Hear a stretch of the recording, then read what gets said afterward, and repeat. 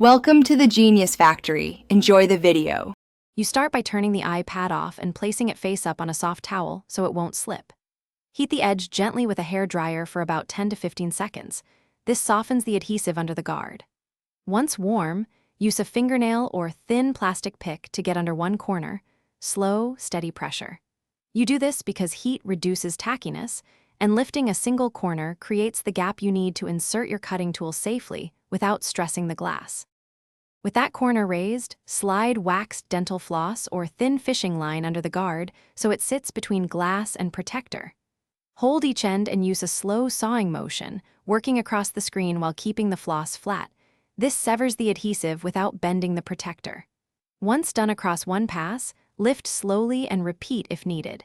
If you encounter stubborn spots, reheat the immediate edge briefly and continue. This combination prevents. After the protector detaches, lift it away slowly and set it aside. You'll likely see thin adhesive residue. Dampen a microfiber cloth with 70% isopropyl alcohol and wipe in one direction to remove it. This avoids streaks. Once clean, inspect the glass for chips or hairline cracks. If none, apply the new screen guard following alignment guides. If the protector won't budge or glass cracks, stop and consult a repair shop. Trying to pry further can worsen damage, so professional help is safe.